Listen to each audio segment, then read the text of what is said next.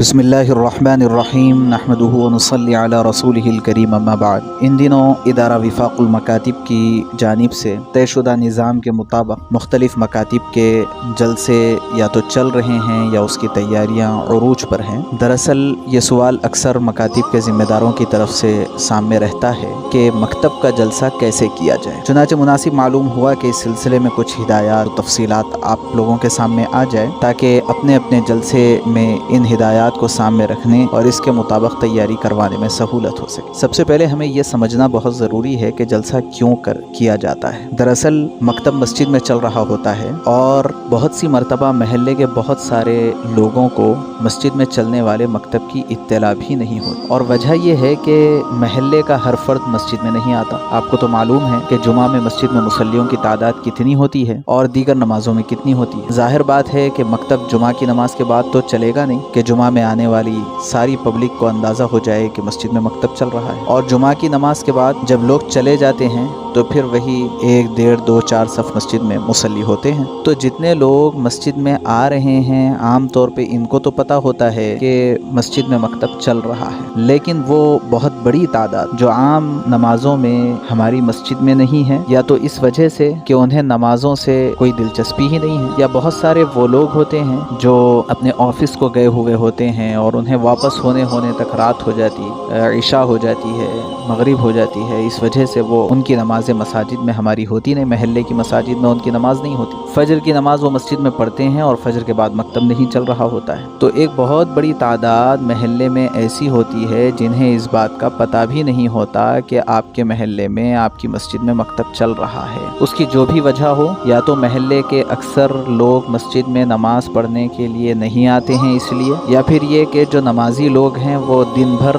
किसी दूसरे महल्ले में रहते हैं और कि अपने ऑफिस और जॉब वगैरह के लिए जाते हैं, तिजारत कारोबार पर होते हैं, तो वहाँ आसपास की मसाजिद में उनकी नमाज होती है, महल्ले की मस्जिद में वो नमाज नहीं पढ़ते। या बहुत सारे लोग हमारे इलाकों में NRI हैं कि शौहर तो बाहर रहते हैं और उनके घर वाले ख़वातीन घर पर होती हैं। ये ख़वातीन को पता नहीं है कि मस्जिद की एक्टिविटीज़ क्या है, इनको पता नहीं है, हालांकि ये बहुत ज़्यादा फ़िक्रमंद है अपने बच्चों की दीनी तालीम की वजह से। इस तरह का आप यकीन जानिए कि 80% तबका आपके महल्ले का वो होता है जिन्हें आपके महल्ले के मकतब की कोई कारगुजारी और मकतब की कोई इत्तला ही नहीं होती।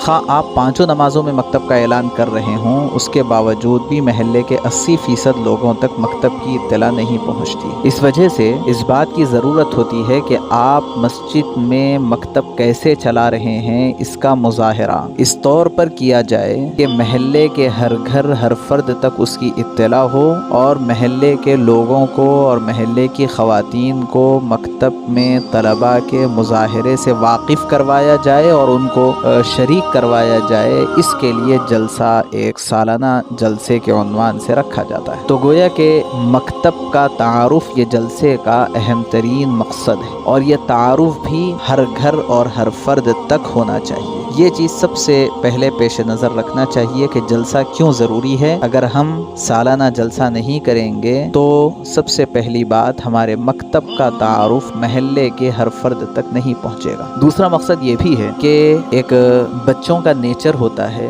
उनकी नफ्सियात है, उनकी साइकोलॉजी है कि वो ये चाहते हैं कि उनका अप्रिसिएशन प्रोग्राम हो। अगर आप बच्चों को मोटिवेट नहीं करेंगे, उन्हें अप्रिशिएट नहीं करेंगे, तो ये बच्चे आपकी डांट और आपकी सख्ती की बुनियाद पर कुछ ज़्यादा तरक्की नहीं कर पाएंगे। इस वजह से साल में कम से कम एक आध मरतबा ज़रूरी होता है कि कोई अप्रिसिएशन प्रोग्राम तलबा के दरमियान हो मकतब के, ताकि ये दीनी तालीम में, दीनी तरबियत में ज़्यादा से ज़्यादा तरक्की कर सकें। अगर हम सालाना जलसा नहीं करेंगे तो उसके नतीजे में इन्हें कोई अप्रिशिएट करने वाला नहीं रहेगा, कोई मोटिवेशन इनको नहीं मिलेगा, जिसकी वजह से बस ये चल चलाऊ में रहेंगे, कोई तरक्की नहीं कर सकेंगे। इस वजह से भी हर मकतब के ज़िम्मेदार को मकतब का जलसा करना ये निहायत ज़रूरी है। उसके लिए तरतीब ये होनी चाहिए कि सबसे पहले मकतब के ज़िम्मेदार महल्ले के कुछ मुतहर्रिक नौजवानों को लेकर के, मकतब के तलबा के जो फ़िक्रमंद सरपरस्त है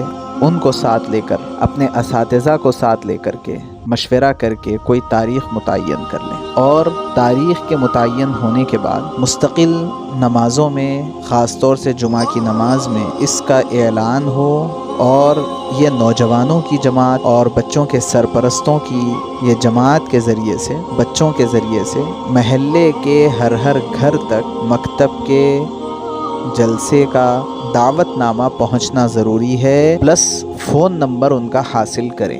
اگر آپ صرف دعوت نامہ پہنچا دیں گے تو یہ دعوت نامہ لوگ لے لیں گے، پڑھ لیں گے اور رکھ دیں گے، ان کا ارادہ بھی ہوگا کہ ضرور شرکت کریں گے، لیکن عین ٹائم پہ ان کو بھول ہو جائے گی، اور بعد میں آپ ان کو پوچھیں گے تو وہ سر پکڑ کے بہت افسوس کے ساتھ بولیں گے کہ میرا بہت ارادہ تھا لیکن معاف کیجیے گا، میں بھول گیا، اور بھولنے والے کو تو اللہ بھی معاف کرتے ہیں، ایسا عذر وہ پیش کر دیں گے۔ اس لیے ہر گھر تک دعوت نامہ پہنچائیں، ان کے فون نمبرات حاصل کریں اور فون کے ذریعے 1-2 دن پہلے سے انہیں یاد دلائیں۔ کوشش ایسی کریں کہ ہر گھر سے گھر کے ذمہ دار لوگ، خواہ ان کے بچے ہمارے مکتب میں پڑھتے ہوں وہ بھی، اور جن کے بچے ہمارے مکتب میں نہیں پڑھتے ہیں وہ بھی، سب مرد و خواتین کو جمع کرنے کا نظام بنایا جائے، اور جگہ ایسی متعین آپ کریں مکتب کے جلسے کے لیے جس جگہ پر خواتین کا بھی انتظام ہو سکے اور بڑی تعداد میں مرد حضرات کا بھی انتظام ہو سکے۔ اگر ایسی جگہ کا انتخاب کرنے میں اخراجات زیادہ ہوتے ہیں تو پھر ہماری ایک گزارش یہ ہے ذمہ داران سے کہ آپ 2 الگ پروگرام کریں گے۔ ایک پروگرام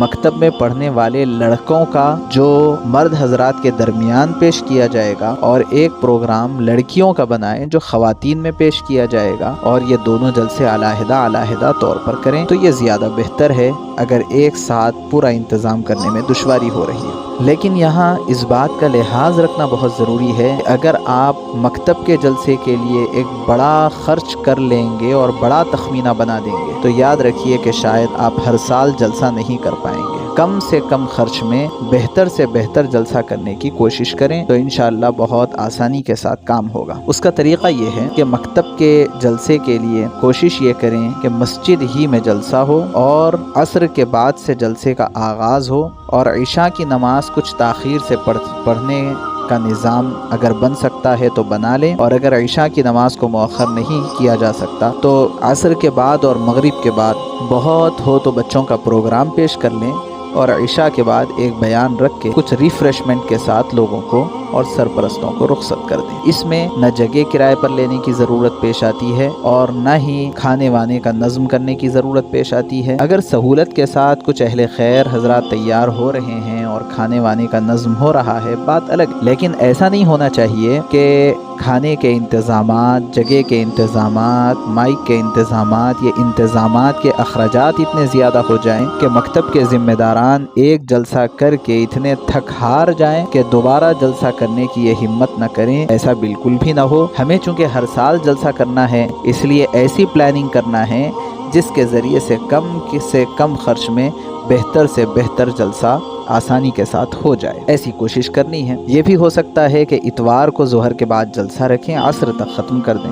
مکتب کے ذمہ داران سے خاص درخواست اس میں یہ ہے کہ جلسہ چونکہ ایک مظاہرہ ہوتا ہے اور لوگوں کے سامنے آپ سال بھر کی کارکردگی طلباء کے مظاہرے کے ذریعے سے، ان کے پریکٹیکل پروگراموں کے ذریعے سے پیش کر رہے ہیں، اس لیے طلباء پر محنت بہت ضروری ہے۔ بہت سی مرتبہ ایسا ہوتا ہے کہ ہم یہ سوچتے ہیں کہ فلاں طالب علم اگر اسٹیج پر اس کو نہ بلایا جائے تو ناراض ہو جائے گا، فلاں طالب علم ناراض ہو جائے گا، اس لیے خواہ وہ تیاری کریں، خواہ وہ یاد کریں، خواہ وہ تیاری نہ کریں، محنت نہ کریں، بس دل رکھنے کے لیے ہر ایک کو اسٹیج پر بلایا جاتا ہے۔ بہت سی مرتبہ ایسا ہوتا ہے کہ وہ دیا گیا پروگرام تیار بھی نہیں کرتے، اس کو یاد بھی نہیں کرتے، اور وہاں اسٹیج پر آ کر کے اٹک جاتے ہیں، غلط انداز میں اس کا مظاہرہ پیش کر دیتے ہیں، اردو کے املا کی غلطیاں، اس کے تلفظ کی غلطیاں بے شمار قسم کی ان کے پروگرام میں ہو جاتی ہے، نتیجتاً آنے والے لوگوں پر اس کا بہت ہی منفی اثر اور غلط اثر اس کا پڑتا ہے۔ اس کے ذریعے آپ کا مکتب نامور نہیں ہوگا بلکہ مکتب بدنام ہو جائے گا کہ یہ لوگ ایک جلسے اور پروگرام کی بھی تیاری صحیح نہیں کروا سکے تو مکتب کیسے چلا رہے ہوں گے۔ اس لیے ذمہ داران اس بات کا بہت اہمیت کے ساتھ لحاظ رکھیں کہ اپنے مکتب کو بدنام کرنے کے لیے ہمیں جلسہ کرنا نہیں ہے بلکہ مکتب کا بہتر تعارف کروانے کے لیے جلسہ کرنا ہے۔ اس لیے ہم جن طلباء کا بھی پروگرام جلسے میں پیش کرنے والے ہیں اور جن کو اسٹیج پر لانے والے ہیں बेहतरीन काबिल इत्मीनान तैयारी उनकी ऐसी करवाएं कि इनकी इस तैयारी को देख करके जलसे में शरीक होने वाले लोग, खा उनके बच्चे पढ़ रहे हों या न पढ़ रहे हों, वो आपके मकतब से मुतासिर हों और वहाँ के तालीमी निज़ाम से मुतमईन हो जाएं। इसलिए इस बात का बहुत लिहाज रखें कि जो तलबा मेहनत नहीं कर सकते उन तलबा को मुज़ाहिरे में पेश भी ना करें। अब यहाँ एक सवाल ये पैदा होता है कि ठीक है, फिर उन तलबा को अप्रिशिएट कैसे किया जाए जो कुन जहन है। तो उसके लिए आप एक 2-3 प्रोग्राम इज्तिमाई रखें जिसमें सिर्फ एक तालिब इल्म तकरीर कर रहा हो, एक तालिब इल्म को सुना रहा हो, ऐसा नहीं, बल्कि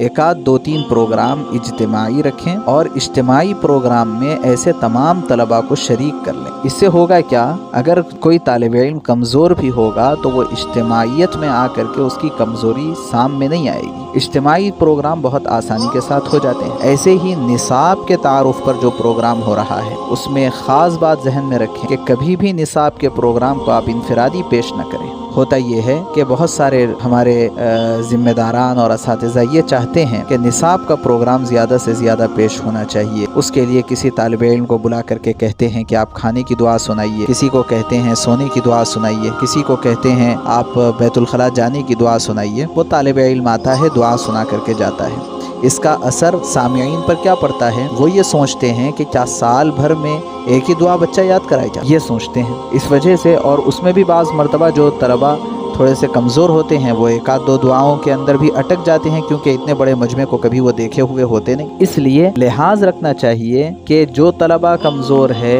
उनको इज्तिमाइयत में पेश करें, और जो तलबा ज़हीन हैं उनका मुज़ाहिरा बाज़ाब्ता तैयारी करवा करके पेश करें।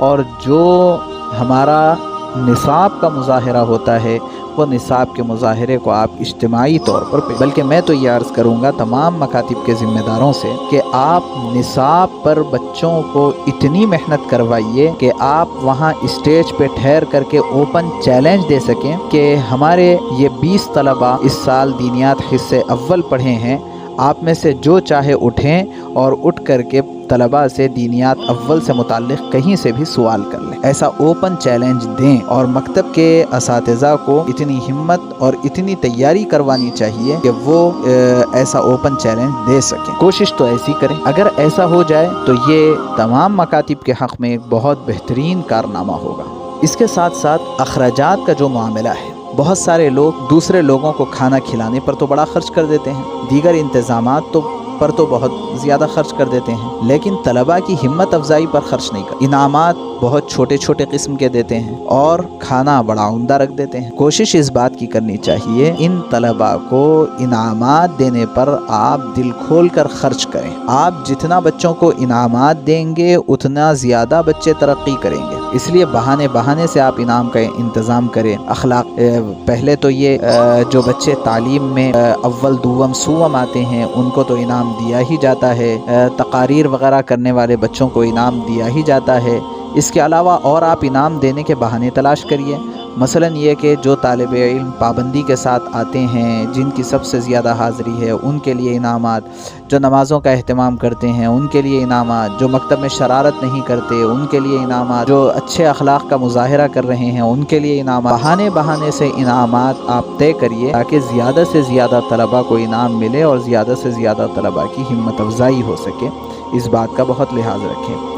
ऐसे ही मकातिब के ज़िम्मेदारान को ये भी गौर करना है कि हमें किन किन लोगों को खुसूसियत के साथ इस जलसे में दावत देनी है। देखिए, जिस महल्ले में जलसा हो रहा हो उसके अतराफ़ व अकनाफ में रहने वाले जितने मकामी उलमा हैं, खा वो बड़े उलमा हों खा वो नौजवान उलमा हों, तमाम उलमा को बाज़ाब्ता दावतनामे के साथ पहुँच करके खुसूसी दावत देनी चाहिए।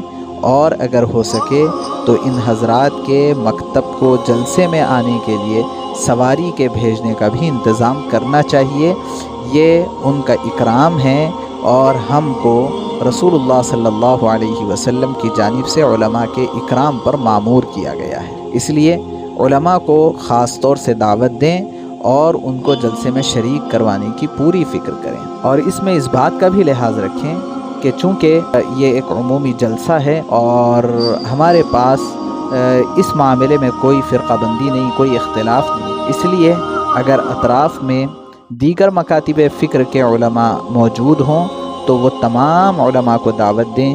دیگر مکاتب فکر کے ائمہ مساجد کو بھی خصوصیت کے ساتھ مکتب کے جلسے میں شریک کرنے کی کوشش فرمائیں۔ ایسے ہی جو محلے کی ذی اثر شخصیات، خواہ وہ کسی بھی حیثیت سے ذی اثر ہوں، ایسے ہی ذی اثر شخصیات کی بھی الگ سے فہرست بنا کر کے ان کو بھی جا کر کے خصوصیت کے ساتھ دعوت دیں، اور مکتب کے جلسے کے دن خاص طور سے فون کر کے انہیں شریک کرنے کی کوشش کریں۔ تیسرے نمبر پر اطراف و اکناف کی جتنی مساجد ہیں، ان مساجد کی کمیٹیوں کو بھی اس جلسے میں شریک کرنے کی کوشش کریں۔ اس سے انشاءاللہ فائدہ یہ ہوگا کہ اگر انہیں مکتب کا کام سمجھ میں آ جائے اور تعلیم سے اطمینان ہو جائے تو وہ تمام مساجد میں آسانی کے ساتھ مکتب قائم ہو سکے گا۔ اس طور پر اگر ہم جلسہ کریں گے تو انشاءاللہ ہمارا جلسہ کامیاب بھی ہوگا۔